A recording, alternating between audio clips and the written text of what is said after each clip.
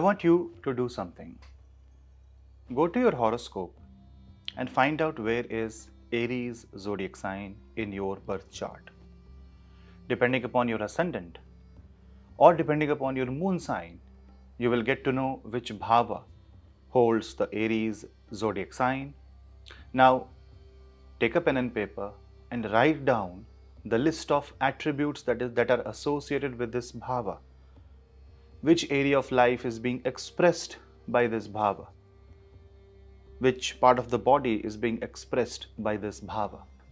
All this information should be available with you. Now what to do with this? That's what we will discuss, what's happening around Aries for the next few months. And this will be a very highly generalized video, which will give you a hint, an idea, a trend that is what is going on around Aries zodiac sign. This is not for Aries ascendant only, this is for all ascendants, but where Aries lies in your birth chart. Please subscribe to my channel and hit the bell icon so that you don't miss another update. Also follow me on Instagram and Telegram for links and reels, and for consultations, please drop me an email. Let's begin with the video on Aryan hypothesis. Aries is said to be the first house of the natural Kal Purush, the natural zodiac belt. And when we are trying to understand the transit of the planet in its natural stand, and we are trying to understand the true behavior of a planet, we will always take Aries as the ascendant, and then we will get to know how the planets are going to behave. Now observe what's happening in Aries zodiac sign. You already know that Rahu is there in Bharani Nakshatra in Aries, and this fire zodiac is predominantly a zodiac sign of aggression, power, achievement. This is the zodiac sign where life takes its birth, something comes into life and something is created. That is why Bharani is holds a very strong position in this zodiac sign, right in between. And this zodiac is responsible for the beginning of life and the force that the life throws. Imagine when you plant a seed inside the earth, imagine the force that small sapling, that small plant has to exert on the seed to break it open and then go right through the soil to reach the surface of the earth. Imagine that small sapling that you can simply break, that twig that you can break with your bare hands, actually breaks the seed, rises up in the soil, overcomes all challenges and reaches its goal. That's true Aryan nature. It has the capacity to handle pressure. Since Rahu is there in Bharani Nakshatra, this Rahu is trying to, create a mysterious atmosphere around Aryan angle of life. Lot of hypotheses, lot of creation, lot of assumptions are being made, but nothing is going in true sense. Things are only on the paper, things are promised, lot of promise, lot of talks, lot of noise, less of action. And that is where this video comes into picture. That Rahu, while it is creating all the, Maya around Aries zodiac sign, a new Maya is being created. The planets around them are trying to break this Maya. So if you are under assumptions or illusion from the angle of life ruled by Aries zodiac sign, this is the time to break the myth and do something about it. Basically, get up and act on the area of life ruled by Aries zodiac sign. Why? Because of the presence of retrogrades in and around Aries. Now see, for anything to exist, it will have to allow transactions in life. This is true even at cellular level. Something must be gained, something must be lost. Money is coming, then you are also spending money.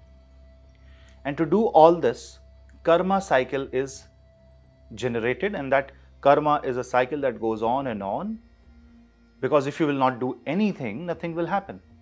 For any major change, you will have to take a dramatic step. Now the question comes, why are you taking that dramatic step? One, are you frustrated because of problems that you're facing from the Aryan angle of life? Or you have an assumption that you will become victorious, so you are taking a great leap of faith. Because if you're taking a leap of faith in areas ruled by Aries in your birth chart, you are mistaken. This will create a lot of problems. In spite of all Mahadasha, Antardasha being good for you, you need to hold and wait and see, check the practical angle, because there are retrograde energies floating around Aries zodiac sign for a very long time. Now, if you want to gain something, and if you want to hold that gain somewhere, that's your second house, like your bank account. So that will tell you the capacity that you hold in your life, right? Then, if you want to buy something for yourself, even food, you will have to spend that money. Then that means 12th house. So 2nd and 12, which is basically the front and the back of any zodiac sign, plays a very vital role how that zodiac will function. Whether the transaction will be good or the transaction will be bad. You know, when you only gain but you don't lose, that's what you call as a disease which only grows and does not discard, that's cancer. So overgrowth. And karma, that means in order to allow this to come at equilibrium, 10th house is very important, because that defines your fame, that defines your karma, that defines your existence, what decisions you will take, and where your life will move. Forget about just office. 10th house is not office. 10th house is karma. Karma is for everybody, a child, an old person, a housewife, a working professional, a teenager. 10th house takes the shape according to what role you have put yourself in. So whatever role you have put yourself in, that needs to be transformed. Let's understand it in a very piece by piece manner. Second house from Aries holds Mars. Now Aries is ruled by Mars. When Mars, the lord of the first zodiac sign, goes in the sign of Taurus, automatically it generates the sense of going into essentials, finding out the resources and trying to manage your funds and manage the angle of life through which you can function. So if Aries was facing any deadlocks, Mars is trying to cut that deadlock by bringing in the resources in life. And this is Mars in Rohini Nakshatra, the nakshatra where everything will go slow, steadily, and there is a constant step-by-step growth. Now this seems to be positive, is it right? Yes, it's positive. But this step-by-step growth should not be fueled by Rahu in Bharani, which is lust, which is aggressive mindset, the mindset to consume a lot. Because the pace at which Rahu in Bharani wants to consume and the pace at which Mars in Rohini wants to offer is very different. The hunger of Aries should be controlled. Now, when this Mars gives you something, you will end up spending it, right? Who is controlling that spending? Jupiter, 12th from Aries zodiac sign, but Jupiter is retrograde in Uttara Bhadrapada nakshatra, the nakshatra that defines the depth of ocean, the nakshatra that defines the philosophy, the nakshatra that defines, you can say, the Vaitarani Nadi when you take that journey from one part of the life to the other. So it's a complete multi-dimensional approach. So on one hand, Mars is giving you limited supply, whereas Jupiter in Uttara Bhadrapada wants to see the bigger picture. Now is this not a picture where both planets are going against what Rahu is doing? Not only that, if you observe 10th from Aries and 10th from Rahu, there is a retrograde Saturn, and a retrograde Saturn is in Dhanishta nakshatra, the nakshatra of Mars. And when retrograde Saturn happens to be in Dhanishta nakshatra, that to 10th house, this aspects the Jupiter with the third house, and this becomes in trine with Mars. So Mars and Saturn are now working in tandem, and Jupiter is getting the third aspect of Saturn. So Jupiter cannot support Aries zodiac sign. This is where the expenses suddenly might rise up from the areas ruled by Aries. You might see that you're working more and getting less. The transaction shows that you have this desire in your mind, but nothing around that is working for you, and you are being forced to take decisions that maybe you don't want to take, or if you want to take a certain type of decision, you're not getting enough resource, or there is an overspending, or the work is not happening because of retrograde Saturn. Now 23rd October is the time when Saturn becomes direct. Understand, 23rd October, Saturn becomes direct. It's a sigh of relief, because now Rahu and Saturn in the 1 and the 10 will give you new ideas to explore. Now the action becomes right. Now the Aryan angle of life starts streamlining. But 7-8 days later, there is a retrograde Mars, and now Aries is surrounded by retrograde Mars and retrograde Jupiter. This is a frustrated Mars. Now Saturn in 10th house also means that you have to follow the path of Shani, which is patience, which is to guide in the proper manner. And then Mars goes retrograde in the 2nd house. Now a retrograde Mars may somehow deplete your resource very fast, or give you an assumption that you will get. Say you want to sign a business contract, you want to buy something, you take a heavy loan on your head, you invest a lot of money hoping that it will give you returns. Now retrograde Mars can pull you out of your difficult time if you're already stuck, because Saturn will help this Mars. But any act of greed, any act of lust, any act of aggression, and this retrograde Mars will burn faster than usual. Either this retrograde Mars will stop or run way more than its capacity. Both are bad for Aries, because Aries is ruled by Mars. Now you have to understand what Scorpio is doing, because Scorpio is something that is trying to bring transformation in Aries. Go and look at the angle of life ruled by Scorpio zodiac sign. Is the deficiency or a problem in Scorpio angle of life affecting Aries angle of life? If yes, you will find the missing link. And when Mars is going retrograde, you need to calm down. You need to understand that hyper-aggression might not be the solution, and you have to have that patience. Because retrograde Mars in the 2nd means fighting for the resource, and you can commit a lot of mistakes. A stationary and a direct Saturn is going to help you if you will follow the path of Saturn, but you have Rahu on the 1st house. That means in the Aries zodiac sign. So it's a complete mess up of energy. One wants to stop, one wants to run fast, one is desperately trying to find a resource, and Jupiter in the 12th house is suddenly becoming extremely spiritual. There's a whole lot of variations happening around the Aryan angle, and that is why you will see that there is a lot of restlessness in area around Aries. There's a lot of wavy nature, and that is where you will have to have that patience and control on life. And the best way to do that is control the urge of Rahu. Stop Rahu from taking decisions that are more random, that are more erratic, that are more assumption based, that are more speculative. Don't believe on anybody, don't have a blind trust on anyone this time, especially if Aries falls in your 5th and the 9th house. For those whose Aries falls in 6th, 8th and 12th, you have to be very careful, because this is 6th, 8th and 12th house creating confusion. So definitely this will fill your life with a lot of uncertainties.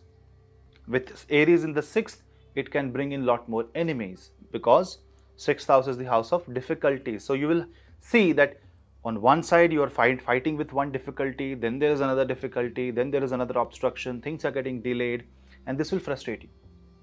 If Aries goes in your 8th house, you will have to see that the uncertainty only becomes uncertain. That means sometimes when you are expecting uncertainty, everything is going smooth. And when you are expecting something to go smooth, everything becomes uncertain. Investment made by people who have Aries in the 8th house, you will see that you might not enjoy those investments. That can get stuck, so be very careful. And if Aries rules your 12th house, then this means that you will have to control your expenses, especially if you are trying to earn that, or if you're trying to go into a foreign country, if you're trying to have some connection with an MNC, with an export and import in a foreign country, or also this can create issues in marital life. We cannot ignore the power of Ketu. Ketu will go into the Swati Nakshatra 4th Pada on 18th of October. I will make another video on that. So what? Do you know that until 18th of October, Ketu is in Vishakha's 1st Pada, which means Ketu is in Aries Navamsha. It is in Aries Navamsha from the middle of August. So imagine how Aries is getting affected by so much of variation, so much of energy variation. It is always better to keep your calm. I know this has become a very academic, technical video, but that's what I wanted to tell you. Understand the power play of planets. And Mars, Jupiter and Saturn will always act against Rahu, because Mars is the military general, Jupiter is Jnana, Shani is Karma. Now you know why when they are in retrograde, this can give Rahu a hope, because retrograde planet means they will behave differently. A Saturn retrograde means Saturn might act in a speedy manner or try to act in a speedy manner, therefore giving you surprising results. Now, is this always negative? No, this is not always negative. This can be very positive, provided how you are managing Rahu's energy. Now, if you want to be innovative, if you want to figure out something unique about your life, this is the time. The Arian angle should be creative, out of the box, extraordinary, but then not filled with greed, comparison, jealousy, all those sin, you have to keep that away. If Aries is in your Kendra 1, 4, 7 and 10, then you can understand. If Aries is in Kendra, Saturn is also in your Kendra in the central house. Therefore, you will have to, one or two major area of life, it's like 25 to 50% of life is impacted. Now, this is irrespective of your Dasha and Mahadasha. So, you need to, this is the time when there is a lot of inflammation in and around Aries, and no matter how much you try to put down the fire, something or the other is happening. Collateral damage. So, you will have to play around with the energies, act sensible, hold your ground, don't react to situation, and constantly pray to Bhagwan Hanuman. You can also pray to Bhagwan Kartikeya. All these energies will, you have to see the bigger picture and you have to see the practical side of the picture. If things are not happening your way now, then just wait. Find out the right time when it will happen. Because what is happening around Aries is too much of variation. Even after Mars goes retrograde, till Jupiter is retro, Aries will be backed up by Mars retro in the 2nd and Jupiter retro in the 12th, and then Jupiter will go direct, but Mars will continue its retrogression. In fact, Mars will move to Gemini and then come back to Taurus. That is further more dynamic for Aries, because when Mars will go in Gemini, that is in Mrigashira Nakshatra, this Rahu, which is in Aries, will suddenly gain a lot of power. Travel, sudden application, out of the box activity, suddenly somebody will resign. This act, that moment of rage, or one moment where you lost your mind and you put down the resignation, you applied for a property, you bought something. Compulsive behavior has to be stopped at all cost, because the Arian angle of life will be affected negatively by that. Once Jupiter and Saturn are direct, then you will have only one planet, which is Mars, and then you will have to wait for Mars to become direct, and then things will slowly dampen out. Usually the planets become retrograde every now and then, But because what's around Aries, what's happening around Aries is more important, so you need to watch out for fluctuations in life around that part of your horoscope. So I hope that you got the message, and this is nothing to be scared of, but this is something where you will have to observe your life each day and every day, and maybe then you will understand what I'm trying to say. Thank you for watching this video till this end. We'll meet in the next video. Till then, namaste.